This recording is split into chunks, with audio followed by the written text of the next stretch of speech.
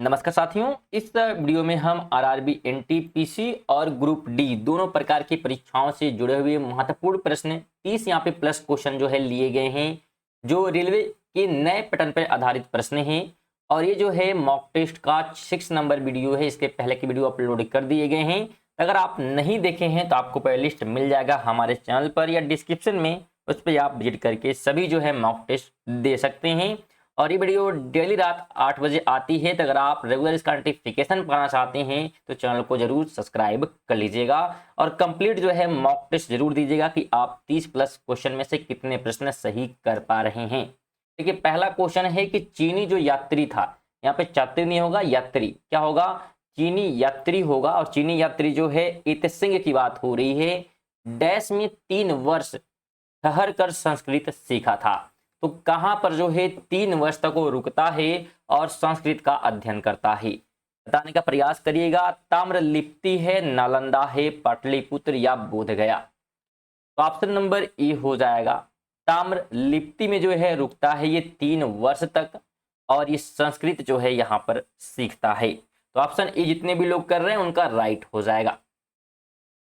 Second question है, Hamida Bano Begum dash की मां थी। तो किसकी मां थी हमीदा बानो बेगम? ऑप्शन दिए गए हैं, सम्राट जहांगीर है, सम्राट अकबर है, सम्राट हुमायूं या सम्राट बाबर। राइट ऑप्शन बी हो जाएगा, सम्राट बाबर की जो है माता है कौन, तो हमीदा बानो बेगम। अगला क्वेश्चन है, वर्ष 1778 में अंग्रेजों ने डैश में पहली प्रिंटिंग प्रेस की स्थापना की। तो कहां पर जो है 1778 में अंग्रेजों ने पहली प्रिंटिंग प्रेस की स्थापना की थी? मद्रास ही, कलकत्ता, अहमदाबाद या बम्बे।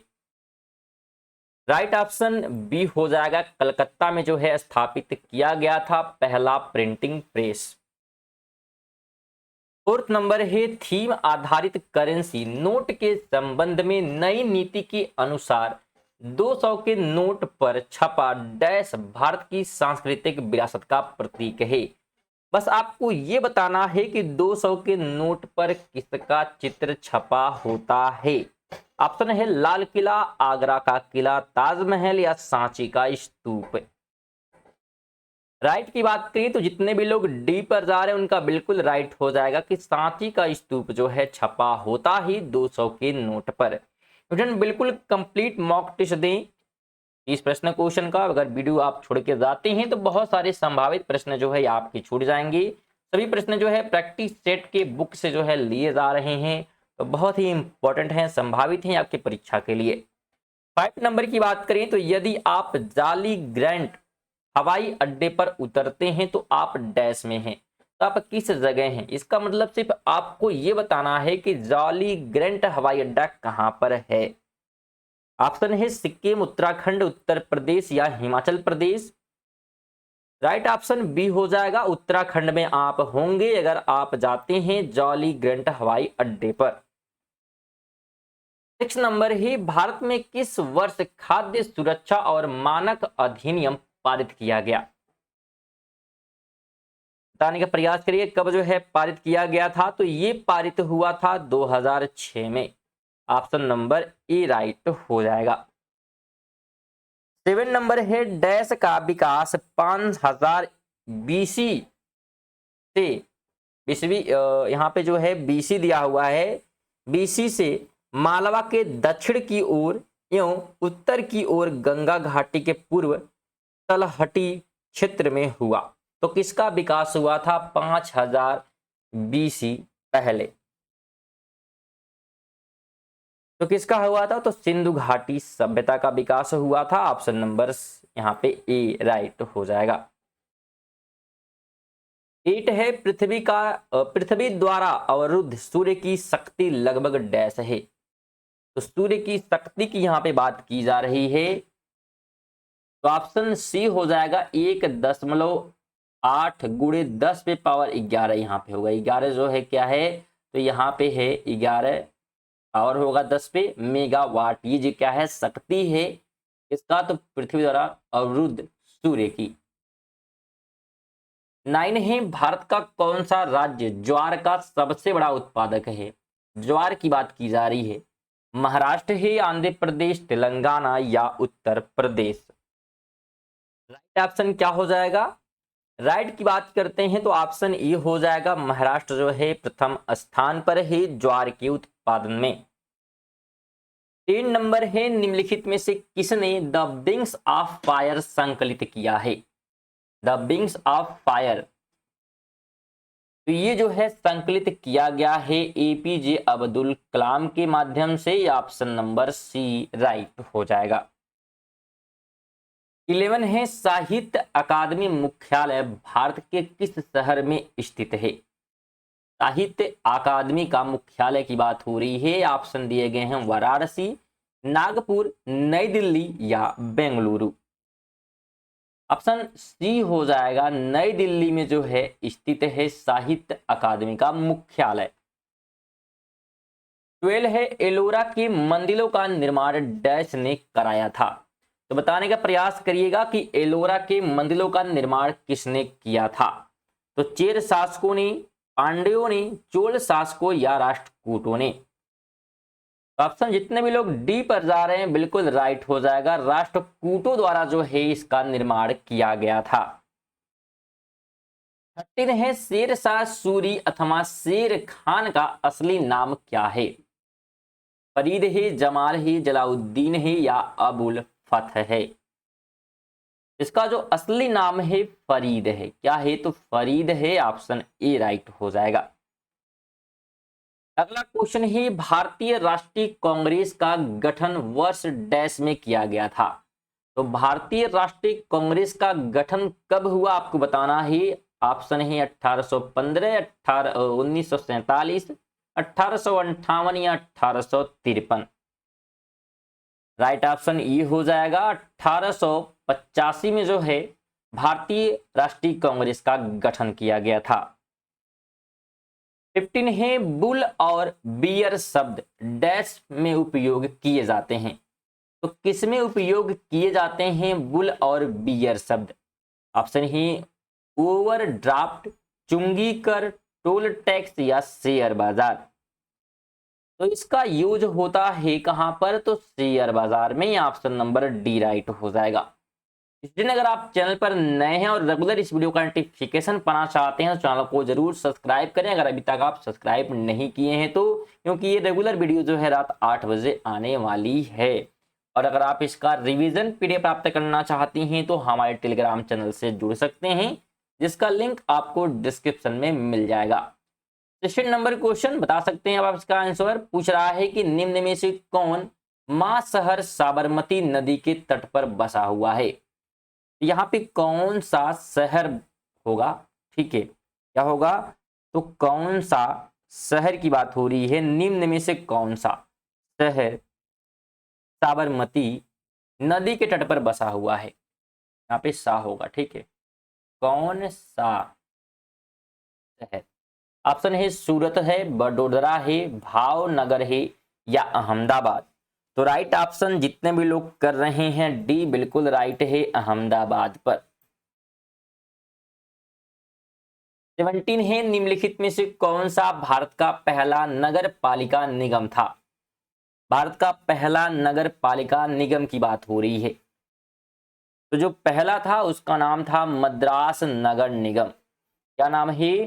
तो मद्रास नगर निगम जो है पहला नगर पालिका निगम था।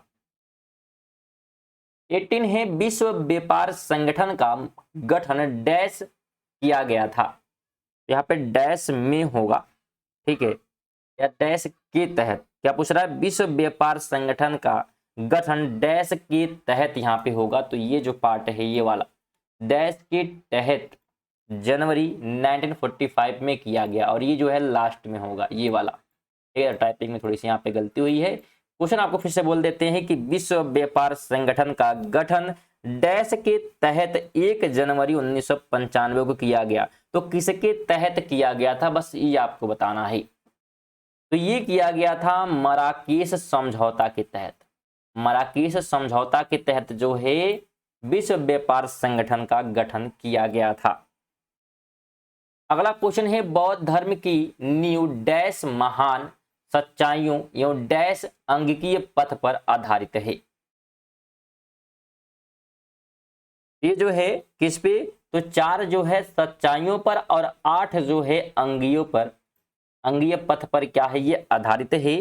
कौन सा, तो बौद्ध धर्म। 20 है बहत डैश की मुद्रा है। तो बेहत जो है कहाँ की मुद्रा है आपको बताना है, तंजानिया है, तजाकिस्तान है, थाईलैंड है या टोगो है। ऑप्शन सी हो जाएगा थाईलैंड। क्या हो जाएगा, थाईलैंड की मुद्रा है तहत। 21 है कि केसर डैश का एक उत्पादक है। तो केसर जो है कहाँ का एक उत्पादक है, पश्चिम बंगाल का, गोवा का, जम्मू कश्मीर का या अरुणाचल प्रदेश का।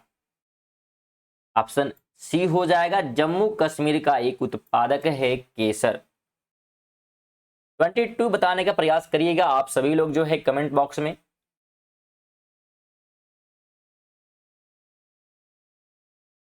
क्वेश्चन क्या है, कहता है इंदिरा गांधी ए लाइफ इन नेचर पुस्तक के लेखक कौन है।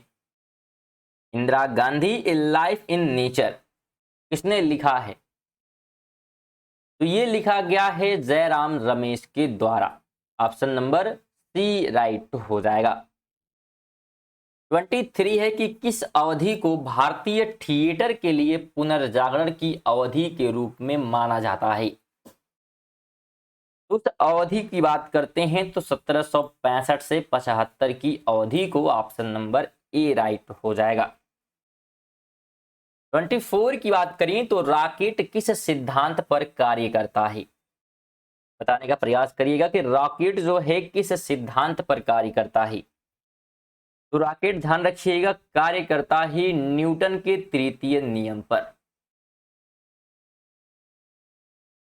अगला क्वेश्चन है गोली छोड़ने के बाद राइफल पीछे की ओर प्रतिक्षेपित होता है, इसका कारण क्या है। यहाँ पे राइफल होगा, ठीक है, राइफल पीछे की ओर आता है, इसका क्या रीजन है। इसका रीजन जो है न्यूटन के गति का तृतीय नियम ही है, जो कहता है कि हम जितना जो है कोई क्रिया करते हैं, कोई कार्य करते हैं, तो उसकी विपरीत प्रतिक्रिया होती है। 26 है कि एक मनुष्य एक दीवार को ढकेलता है तथा इसके विस्थापित नहीं कर पाता है, तो वह क्या है। बताना है कि एक मनुष्य दीवार को ढकेलता है तथा इसको विस्थापित नहीं कर पाता, यानी थोड़ा सा भी इधर उधर नहीं घुसका पाता है, तो वह क्या होगा। तो वह क्या होगा, ध्यान रखिएगा, कोई जो है कार्य नहीं होगा। ऑप्शन सी हो जाएगा। 27 है कि विद्युत संयोजक बंध उपस्थित होता है। विद्युत संयोजक बंध उपस्थित होता है, तो ये उपस्थित होता ही साधारण लवण में। ऑप्शन नंबर ए राइट हो जाएगा। 28 है सोडियम को आमतौर पर निम्नलिखित में से किस पदार्थ के नीचे रखा जाता है। सोडियम को अल्कोहल है, जल है, अमोनिया है या केरोसिन यानी कि मिट्टी का तेल। ऑप्शन डी हो जाएगा, केरोसिन के नीचे यानी कि मिट्टी के तेल के नीचे रखा जाता है सोडियम को। 29 है बिजली के बल्ब में क्या भरा होता है, यानी कौन सी गैस। ऑप्शन है नाइट्रोजन, कार्बन डाइऑक्साइड, आर्गन या ऑक्सीजन। ऑप्शन सी हो जाएगा, आर्गन जो है भरा रहता है बिजली के बल्ब में। 30 नंबर क्वेश्चन है लंग फिश किसके बीच की संयोजक कड़ी है। लंग फिश की बात हो रही है, तो ये है एम्फीबिया और मत्स्य के बीच।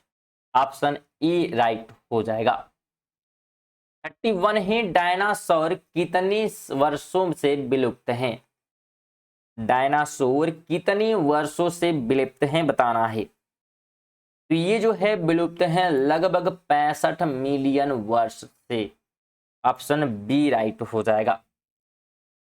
32 है निम्न में से कौन सी नियत तापी प्राणी है। नियत तापी की बात हो रही है, व्हेल है, व्हेल शार्क है, एलाइटिस है या ड्रेको है। ऑप्शन ई हो जाएगा वेल। वेल क्या है? तो एक नियत तापी प्राणी है। तो स्टूडेंट ये थे हमारे 32 आरआरबी एनटीपीसी और ग्रुप डी के लिए मॉक टेस्ट के क्वेश्चन। तो आप इसमें से कितने प्रश्न सही कर पाए हैं कमेंट बॉक्स में जरूर बताइएगा। और अगर आप रेगुलर नोटिफिकेशन पाना चाहते हैं चैनल को जरूर सब्सक्राइब करिए। और वीडियो को अगर आप यहां तक देखें तो वीडियो को लाइक करके जाएं और वीडियो को कम से कम एक दोस्त को जरूर शेयर करें, आपसे निवेदन है। चलिए मिलते हैं नेक्स्ट वीडियो में, तब तक के लिए जय हिंद जय भारत।